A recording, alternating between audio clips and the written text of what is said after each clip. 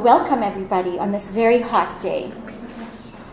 So, a popular television commercial that circulated in Poland for Christmas features an elderly gentleman practicing English for beginners and preparing himself for a trip abroad. And here you see several wonderful scenes, very touching. So he's preparing himself for a trip abroad, and the commercial ends with the same gentleman entering his son's home in the UK, meeting a little girl for the first time, and tearfully announcing to her in hesitant English, "I am your grandfather." And the commercial's emphasis on the importance of long-distance family ties and loving communication across the generations has captured the hearts of many viewers. However, the significance of an individual's freedom of movement across borders, portrayed in real and symbolic ways in the commercial, must not be underestimated. A suitcase, passport, bus, plane, taxi, an English language textbook, and even a biracial grandchild all signal the capacity for Polish transnational cross-border mobility, assisted by Poland's 2004 admittance to the EU. Just a few decades earlier, Poland, like several other former East Bloc countries that also joined the EU in 2004, was no stranger to borders and concrete walls. But today, Polish medical organizations, like in the slide that you see here, encourage the influx of patients from abroad to visit Poland for dental work, cosmetic surgery, and hip replacements, waging a competitive battle for the lucrative global medical tourism market. And in contrast, thousands of Polish women participate in what may be called abortion tourism every year by traveling abroad to countries like Germany for abortion services, because restrictive abortion laws make it difficult to access pregnancy termination at home. Can you see the screen okay? Yeah. So my twin interests in abortion tourism and medical tourism arose out of three coincidences. One, during my earlier research on the impact of oral contraceptives on the first generation of young single Canadian women in university in the 1960s and 70s, I noticed that university student and popular mainstream publications, like the Toronto Star, for example, carried heartrending stories of anonymous women, married and single, who went to great geographic lengths to access abortion services. These women traveled within Canada and also overseas, often borrowing money to pay for the journey, accommodation, and surgery. And then two, while doing this research, I joined the board of a local organization, Canadians for Choice, in Ottawa, Canada, and Ottawa is the capital of Canada. And this organization, Canadians for Choice, was intended to safeguard reproductive choice for Canadian women. The organization commissioned a study on hospital abortion access in Canada that was authored by Jessica Shaw and published in 2006. And she showed that although there were some positive changes between 2003 and 2006, there had been a decline in hospital abortions that had forced women to delay their abortions, travel long distances to other healthcare jurisdictions, and pay for their own costs of transportation and accommodation. And if you want more information about this study, I'm happy to send you a PDF. So my research on oral contraceptives and the appearance of the hospital abortion data occurred at the same time that the media in Canada was inflamed by reports of Canadians traveling to the US, the Caribbean, and even India for medical services. And the medical tourism of Canadians was said to be the result of a failing national healthcare system, and much public sympathy was extended to Canadians faced with long wait times for medical services that they should have been able to access easily and in a timely fashion in their own country. So the word choice was invoked at several points as in this statement from a medical tourism magazine in regard to a Canadian politician who went to the US for heart surgery. And so just if you go down to the bottom there in red, in the end, it was a private choice made by a private citizen who felt that it was the best possible option for his own health. As we can see from this quotation, medical tourism tends to be associated with neoliberal freedoms, autonomy, and choice on the part of patients who are economically stable enough to contemplate traveling to another healthcare jurisdiction and paying the attendant costs. The modern liberal democratic state has been designated a republic of choice, where individuals make autonomous decisions based on self-interest, selecting out of a rich menu of possibilities whatever patterns of living and behaving seem to suit them. However, both medical tourism and abortion tourism are not entirely matters of choice born out of privilege. While a tourist is usually privileged enough to make a choice to travel and also to return home, medical tourists and abortion tourists do not always act out of choice, but out of constraint. In fact, travel to access medical services, among them abortion services, is often a response to inequality of access at the local level, reinforcing or exacerbating discrimination by gender or class, race, sexuality, age, and region. So indeed, here are some reasons that may cause individuals to engage in cross-border travel for medical intervention. So number one, a particular medical service is legally prohibited.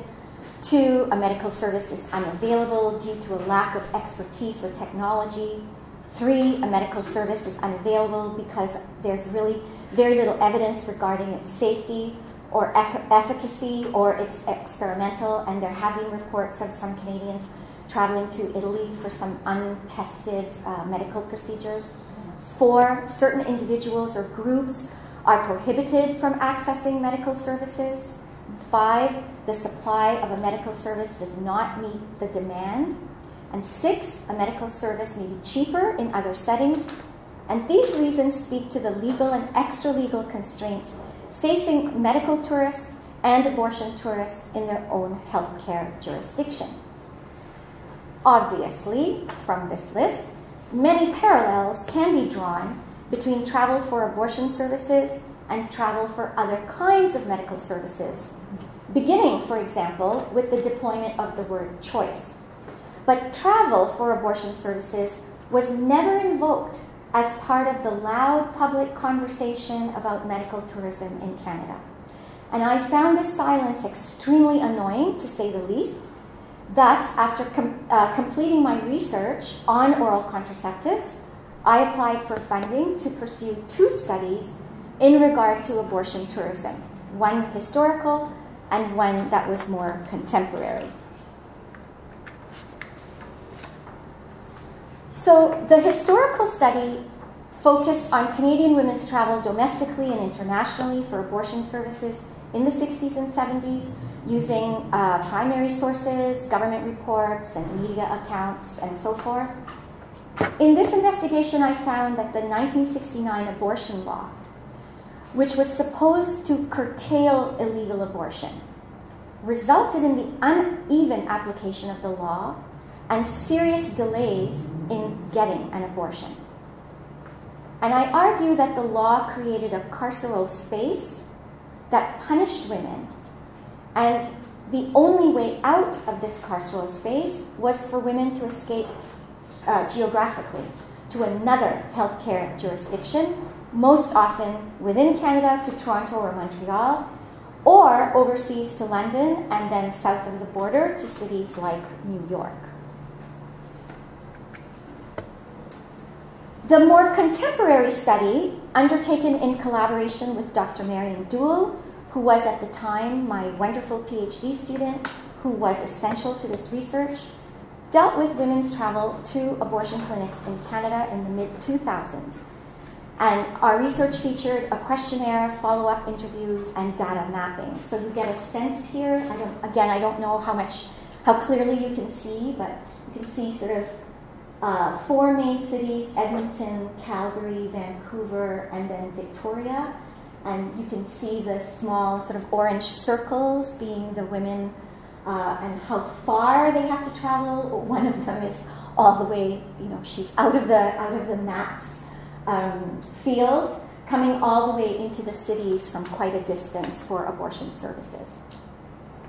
So the study found the majority of women accessing clinic abortion services, because that's what we focused on. We focused on clinics, and we received approximately 1,000 questionnaire responses. So that was an incredible amount of data. So the majority of the women were in their mid-20s and were of low income, compounding the burden of paying out of pocket for abortions and or for associated travel costs. As well, the women who were most likely to travel far outside their home communities to access abortion services within Canada, then and now, are Indigenous women living on reserves, teenagers, women from the north, low-income women, women from rural areas, and women from the easternmost provinces. And the long-standing marginal status of these populations of women may explain in part why travel for abortion services receives so little publicity, despite the high level of interest in Canadian medical tourism. So in the past, I argue that in the past there was a lot of publicity because many of the women who were traveling were white and somewhat privileged. But now the women who are traveling are part of marginalized populations. So perhaps that's the reason why their stories don't get a lot of press. So while acknowledging that some women may wish to travel to keep their abortion secret from their home communities, women in our questionnaires did not question why they did not have access to abortion services located closer to home. So it may be that despite the necessity of travel, the respondents felt fortunate to have at least some choice, this word comes up again, in terms of their reproductive decision-making. So in contrast to the scholarship on abortion tourism, the scholarship on medical tourism is vast. Scholars disagree over the scope of medical tourism. I'm just showing you here the sort of top 14 destinations internationally for medical tourism. So the scholarship on medical tourism is vast, and scholars disagree over the scope of medical tourism. So for example, is medical tourism distinct from what is known as health tourism? And most scholars say yes, it is. Scholars disagree about its reach. For example, does medical tourism involve international and domestic border crossings? Some scholars say yes, and some say no, it's only international. There's disagreement about its emergence. Can the emergence of medical tourism be dated to the 1990s or earlier? It's unclear. There's also disagreement about its current iteration, connection to holiday making. So are vacation packages or leisure activities part of the recuperation process? And in several cases, yes. And these tourism packages and holiday packages are sold as part of the medical tourism experience. The terminology itself needs scrutiny. Some scholars argue in favor of expressions like medical travel instead of medical tourism, because the term may be seen as derogatory, as it does not acknowledge the complexity of push-pull factors that lead individuals to travel for medical services. So generally, it is agreed that medical tourism is a billion-dollar transnational global industry, with brokers linking patients with medical services outside one's designated healthcare jurisdiction to destination hubs all over the world. And I showed you the earlier slide showing the top 14 destinations. And the procedures can be urgent or they can be cosmetic. However, much of the travel patients undertake for medical services is actually regional, and it involves close geographical neighbors. Just who counts as a medical tourist? In some cases, a medical tourist is an individual who goes back to their country of origin for medical services. In most cases, A medical tourist is an individual who travels to another healthcare jurisdiction, lured by the promise of cheaper medical care with no wait times, or a medical service that might be unavailable or illegal or highly stigmatized in the home healthcare jurisdiction. What is clear is that the growth of medical tourism since the 1990s has been exponential, attracting what's known as patients without borders. Medical tourism is considered to be one of the main outcomes of globalization, which is generally understood as the liberalization of economic markets all over the globe and the rapid movement of people, goods, and services, but also networks, ideas, and ideologies that cross borders. So cross-border mobility has been accelerated by the explosion of transportation systems and telecommunications technologies that businesses, workers, and just ordinary citizens have used since the 1990s. And the periodization of globalization is imprecise, it varies greatly. Some scholars suppose that globalization is very old, or it's a more recent iteration of colonialism, or it's a new historical epoch dating back to the late 20th century. For some, globalization has had a positive effect by creating more economic opportunities, but others are convinced that it has actually widened the gap between rich and poor. Feminist scholars are also divided on whether globalization has been bad for women, with some claiming that it has deepened economic inequality, especially in the global south, and others contend that it has actually created more job opportunities for women, and it has spurred the growth of transnational feminist activist networks addressing women's rights.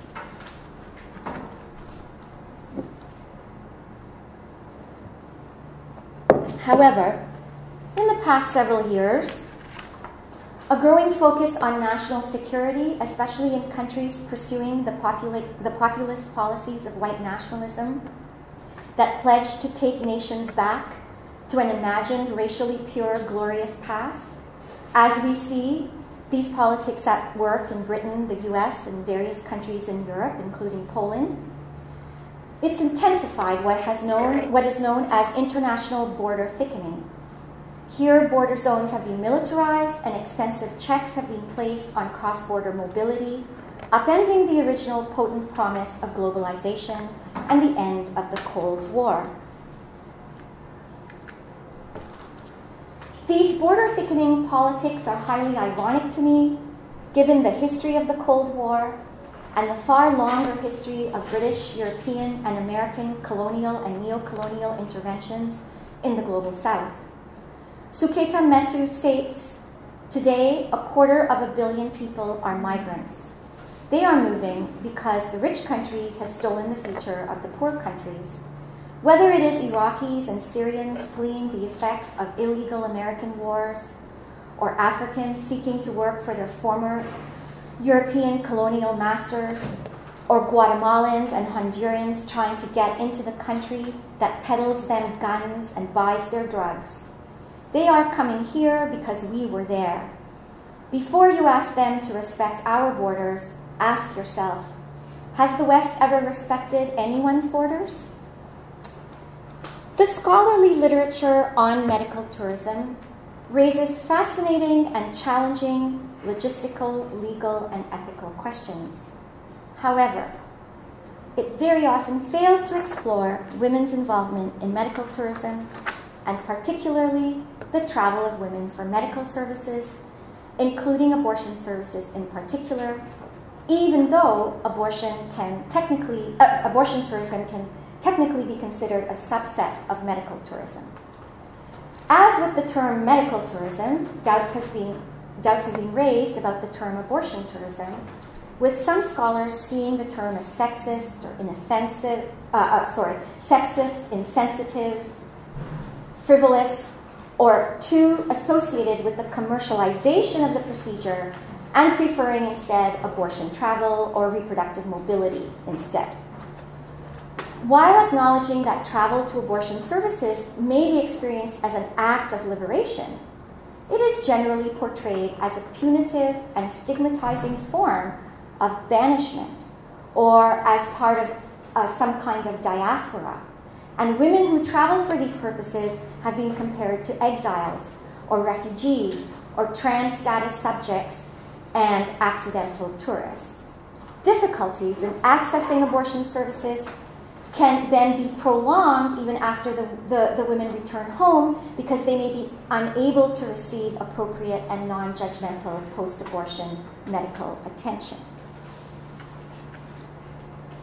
So history shows that laws and policies concerning abortion are a moving target, with laws and policies shifting from criminalization to decriminalization to recriminalization and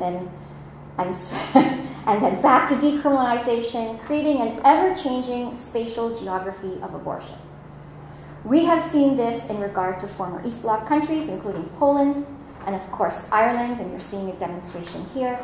Ireland, which held a referendum last year, rejected the 8th Amendment preventing abortion, or as Fiona de Londras puts it, denying women reproductive autonomy, and now permits abortion up to 12 weeks. Abortion travel stories figured prominently in the campaign to repeal the 8th Amendment, but a year after the referendum, due to the border thickening Brexit effect, stricter rules and regulations have delayed travel visas, meaning that foreign nationals living in Ireland who are past the 12-week mark of pregnancy are now having to go to the Netherlands instead of Britain for abortion services. So we're starting to see hints of what is going to happen with Brexit. Why is travel for abortion services, which is considered unique to cisgendered women, but can also involve queer, gender non-conforming individuals and trans men, and we desperately need more research on this area, is often given little notice by scholars of medical tourism. So why might this be the case? It may be because scholarship on medical tourism tends to portray the medical tourist as a generic figure that has no identity variables, except possibly for nationality, and absolutely no other identity variables like gender or race or class and sexuality. Or perhaps, despite its commonplace occurrence, abortion remains a stigmatized medical practice, even when it is legal. However, travel for abortion services is rarely included, even in medical tourism research on travel to access other stigmatized medical procedures, such as organ transplants and doctor-assisted suicide or gender reassignment surgery. Moreover, the vast majority of medical tourism research is focused overtly on the post-1990s. And I think as a historian that this is a critical point, because a historical perspective reveals that, as I have stated earlier, women have traveled to other countries and within their own countries at least since the 1960s to reach an abortion provider. And this timeline is significant because it predates the rise of the current iteration of medical tourism in the 1990s, and therefore leads us to rethink the chronology of medical tourism and the current literature on globalization. So another possible reason why travel for abortion services is generally ignored may be that when attention is concentrated on women's travel for medical services, it is most closely associated with cosmetic procedures or on fertility services. And these fertility services are said to be accessed most often by white, middle-class, Western, heterosexual, and increasingly gay individuals and couples, although these demographics may be considered stereotypical. The intention here is to reproduce a much-wanted child, a goal in keeping with the notion for women that motherhood is foundational. Moreover, as reproductive technologies have been harnessed to globalization and commercialization, scholarship on fertility services has boomed, with travel for abortion services left behind in its shadow. However, the divide between travel for abortion services and fertility services is sometimes challenged, as some scholars attempt to unite the two, so fertility services, abortion services, travel, trying to use the term reproductive tourism or circumvention tourism. So the dance between privilege and inequality is a prevalent theme in the work of scholars who have staked a claim to the importance of medical tourism occurring within a country as opposed to occurring to another nation, especially when a country like the US or Canada is geographically enormous in size, or some regions are sparsely populated, or transportation over long distances is just unavailable or unaffordable, or the provision of abortion services is determined greatly by individual healthcare jurisdiction. American essayist Katha Pollitt has stated provocatively, if a teenage girl shows up at a Swedish hospital 20 weeks pregnant and frantic, ways can be found to quietly help her. Moreover, should a German woman be denied a second trimester abortion, she can probably get to the Netherlands, and a French one to London more easily than a woman from the USA in the Mountain States or the Rio Grande Valley or much of the Deep South can travel to the nearest clinic hundreds of miles away. This is precisely the situation that many women in the United States could soon face. I'm just going to have you take a look at this slide. Before the Supreme Court's 1973 Roe versus Wade decision, New York, California, Washington State, and Hawaii had liberalized their abortion laws, fueling the travel of out-of-state women and women from Canada to abortion providers. However, since Roe versus Wade, certain states have placed obstacle after obstacle in the path of abortion provision. Let's look at Georgia. As of 2014, nearly 96% of counties in Georgia had no clinics that provided abortions, and 58% of Georgia women lived in those counties. A Guttmacher report notes some 33,000 abortions were provided in Georgia, though not all abortions that occurred in Georgia were provided to state residents, as some patients may have traveled to Georgia from other states. Likewise, some individuals from Georgia may have traveled to another state for an abortion. As of May 1st, 2018, Georgia decreed a woman must receive state-directed counseling that includes information designed to discourage her from having an abortion, and then wait 24 hours before the procedure is provided. Health plans offered in the state's health exchange under the Affordable Care Act can only cover abortion if the woman's life is endangered or her health is severely compromised. Abortion is covered in insurance policies for public employees only in cases of life endangerment.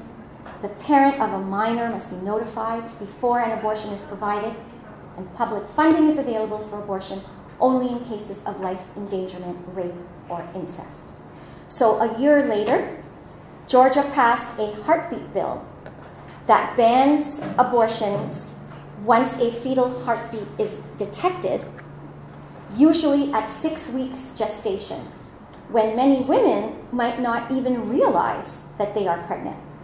There are exceptions for rape and incest, provided the woman files a police report. And there are exceptions for the viability of the fetus. In addition, the bill includes provisions for alimony, child support, and even income tax deductions for fetuses. Because, and here's a quotation, the full value of a child begins at the point when a detectable human heartbeat exists.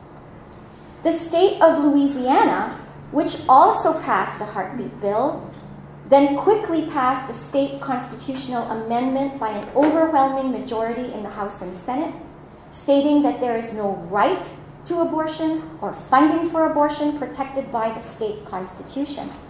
This constitutional amendment is dependent upon a vote in 2020. The state of Alabama now rejects all abortion, even in the case of rape or incest. If this new wave of abortion restrictions come into effect, then women in states that restrict abortion will be compelled to travel to those states like Nevada, Kansas, and Vermont that are now showing a tendency to secure legal protections for abortion rights. So the push to recriminalize abortion in the US should not come as a surprise. The election of Donald Trump has emboldened the country's anti-abortion lobby. Notably, during the election campaign, Trump styled himself as a pro-life convert.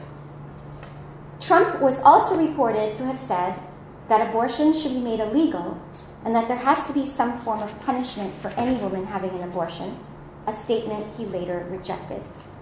When interviewed about the potential overturning of Roe versus Wade, he responded that should it happen, individual states would then decide whether to provide abortion services, and women without access to them would have to go to another state. The new state laws, which are calculated attempts to challenge Roe versus Wade at the Supreme Court level, have been met with vigorous protest by feminists. Crucial to the protest message is the feminist refusal to go back, as in back in time, to a pre-Roe era, which is seen as punishment for women's sexual and reproductive advancements forward. This is a point made by The Handmaid's Tale, a 1985 novel by Canadian Margaret Atwood about a reproductive dystopia in the US. Its symbolism has been adopted by protesters to transmit the danger of this temporality to women. Indeed, going back in time was the powerful message of President Trump's election campaign, "Make America Great Again," think about the word again, which resonates with a return to the supremacy of state decision-making in a fortress-style white supremacist patriarchy. It is no coincidence that the ramping up of restrictions on abortion is coinciding with draconian policies such as family separation and the caging of illegal migrants at the Mexican border.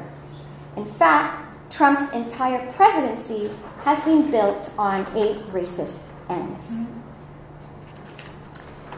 The interplay between medical tourism and abortion tourism is very much at work in a recently published co-edited volume, Abortion Across Borders, International Travel and Access to Abortion Services, by Gayle Davis and myself. And thank you, Agatha, for mentioning the book initially.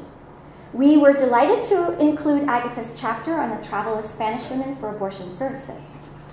This volume is about abortion travel across borders in the past and present, with abortion understood as both surgical and medical, with terminology varying from abortion tourism to abortion travel or travel for abortion services or reproductive mobility. We understand borders as demarcations between healthcare jurisdictions that are local or national or international. And we understand travel in the broadest sense of the term.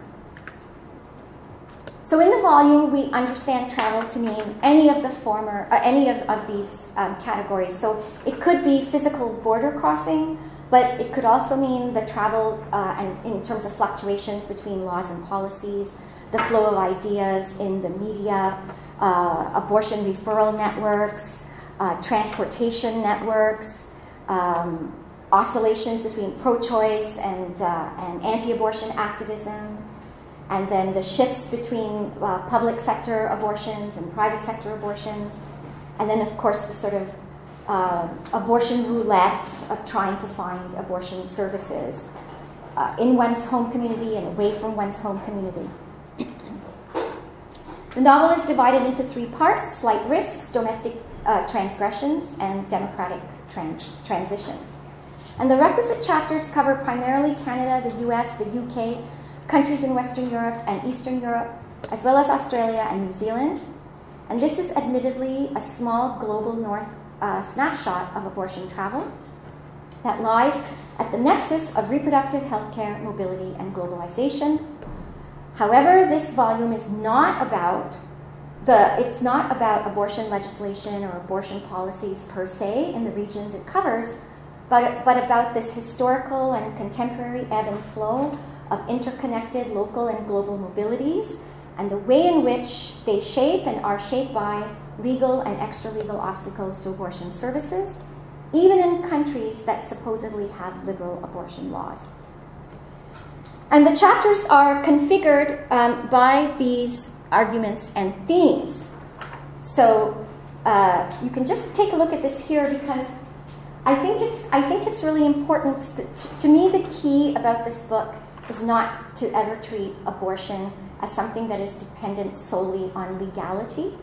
And another key to the book is that abortion in terms, abortion travel, whether it's international or it's local or it's somehow across state or province or territory, they're all interconnected, so they shouldn't be treated as separate phenomena. So the novel begins, the novel, sorry, I'm thinking of stories. The volume begins with Lena Leonard's chapter, introducing readers to Sherry Finkbein. And here you can see Sherry Finkbein and her husband. She was a pregnant American wife and mother of 4 who flew to Sweden in the early 1960s for an abortion with her husband after discovering she had taken a drug, thalidomide, that damages fetal development. Leonard asks us to think about the public attention paid to Mrs. Finkbein as an example of the Swedish style relationship between disability, abortion, and eugenics, and an important indication that international travel for abortion services, as I said before, significantly predates the current iteration of medical tourism as an outcome of the 1990s globalization. So here you see her and her husband board the flight to Sweden, or sorry, arrive in Sweden, pardon me. And both Gayle Davis and her co-authors and I trained our individual chapters on the 1967 British Abortion Act. If you're wondering what this is a fabulous overhead shot of what passengers would see in 1968 as they approached Heathrow Airport. The Act's lack of residency requirements, and this was really critical to the British 1967 British Abortion Act. It didn't have residency requirements. So the lack of these requirements benefited thousands of women, including women from Canada, the US, Germany, France, and Spain, who came to Britain and to London in particular for abortion services subsequently.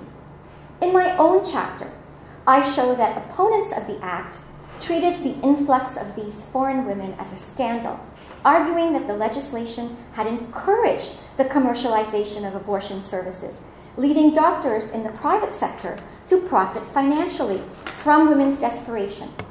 Although it was acknowledged that many overseas nationals regularly came to Britain to its private healthcare sector for a vast variety of medical services, thereby enhancing the international reputation of British medicine, as well as the economic earnings of British doctors, the putative foreignness of the women, the profiteering of the doctors, or at least that's how it was conceptualized, and the involvement of commercial abortion referral agencies were singled out, reinforcing the swirl of unpleasant racialized connections between abortion, sexual immorality, money, and otherness. By the mid-1970s, committee discussions held to examine the operation of the 1967 Abortion Act concluded that it was not possible for the British government to impose restrictions on non-resident women coming to Britain for abortions for the following reasons. Determining who was a British national or a resident was a major task due to Britain's race-based entry categories for migrants. Another reason was the large numbers of arrivals at ports of entry like Heathrow, making it problematic to monitor all women of reproductive age. And finally, Britain would soon join the EU, making it nonsensical to deny EU nationals any medical services in Britain, including abortion services. Because I am now in Poland, I would like to emphasize the importance of the last section of the book. A key point made in this volume, or another key point made in this volume, is that democratic governments are not necessarily women or abortion friendly, as the current US example clearly indicates. Agata Ignaciuk's chapter tracks the journey of Spanish women during the final years of General Francisco Franco's dictatorial regime. The criminalization of abortion, alongside other laws that, for example, placed women under the control of their fathers and husbands, reinforced the government's strong ties to the Catholic Church. Agata highlights that a successful campaign to legalize contraception after Franco's death led feminist activists to mobilize against illegal abortions, circulate information about abortion clinics abroad in the Spanish press, and enable women's travel to Britain, but also to Morocco and France for abortions. Yet, despite the transition to democracy, the stigma of abortion for Spanish women remained, compelling women to continue to travel abroad to an abortion provider. In newly democratic societies, abortion services can become a point of contention, even though they may have been liberally available earlier in more politically illiberal regimes. Restricting access to abortion services can also be an indication of the decline in the status of women. A chapter by UOttawa examines changes to Poland's abortion laws over decades, tracing their impact on the domestic illegal abortion underground and Polish women's abortion tourism to neighboring countries. She finds that the resurgence of the Catholic Church in post-communist Poland has fueled the growth of illegal abortion and abortion tourism because of its influence on governments' attempts to restrict legal abortion. These attempts have been resisted by feminist activists inside and outside Poland who have rallied to help Polish women access abortion services in countries like Germany and the Netherlands. Ironically, in an earlier era, as an East Bloc member nation, Poland's liberal abortion policies proved to be tempting for women from Western countries like Sweden when abortion services were still illegal or difficult to access. Similarly, Anna Bojic's examination of the situation in Serbia indicates that women in the former Yugoslavia enjoyed liberal abortion laws during the Cold War period, and American women at times traveled there in the hopes of terminating their unwanted pregnancies and escaping restrictive abortion laws in the US. This legal situation took an abrupt turn in the 1990s during the violent disintegration of Yugoslavia. For the first time, Yugoslav women had to organize in opposition to government's attempts to restrict abortion laws. In the newly democratic Serbia, which saw a rise in the influence of the Serbian Orthodox Church, women adapted the 1992 version of the American women's self-help text, Our Bodies, Ourselves, as it traveled from English into the Serbian language to bring a pro-choice message to Serbian women. The volume ends with Nicholas Barke's speculative chapter on what a hard Brexit or a soft Brexit might mean for non-resident women who seek abortion services in Britain. Barke suggests that EU policies that guarantee the freedom of movement of EU citizens cannot always be taken for granted, and neither can political stability in democratic societies. And I have to say that Barke's chapter, which was revised all the way until late October 2018 to meet our publication deadline, gives March 29th as Brexit's deadline and does not explore what a no-deal Brexit might mean for women seeking abortion services in Britain. So the significance of mobility across borders for women seeking to end their pregnancies is weighty in historical and contemporary terms. Then, as now, abortion tourism and medical tourism, although they may occur in response to similar legal and extra-legal obstacles, seem to be viewed very differently. Medical tourism is often portrayed positively as agentic, a matter of personal choice, even when the medical services involved are undertaken for cosmetic and not urgent reasons. Public sympathy is extended to medical tourists, and their travel is attributed to flaws in the country's healthcare system. Governments, hospitals, clinics, and physicians coordinate their efforts to attract medical tourists, openly extolling the financial benefits available. By contrast, women's abortion tourism or travel for abortion services is treated as scandalous. The doctors who approach them are seen as disreputable, and abortion referral networks, especially if run for profit, understood always as exploitative. Or, women's abortion travels are surrounded by silence in academia and elsewhere. Governments around the world continue to engage in a cost-benefit calculus, supposing that in the face of domestic opposition to abortion, the political cost of providing safe and legal abortion services for their own residents is too great a cost to assume at all. Numerous governments have, therefore, exported the provision of safe and legal abortion services to other nations internationally, or have downloaded them onto a number of domestic jurisdictions. Consequently, politicians can choose not to court controversy in dealing with abortion issues. Hospitals can choose not to allot space for abortion services. Medical schools can choose not to include abortion training in their curriculum. And physicians can choose not to provide abortion referrals, perform abortions, or face anti-abortion harassment and violence. Women, then, have little choice but to travel pregnant with the risky burdens of life and death. Thank you so much for being here.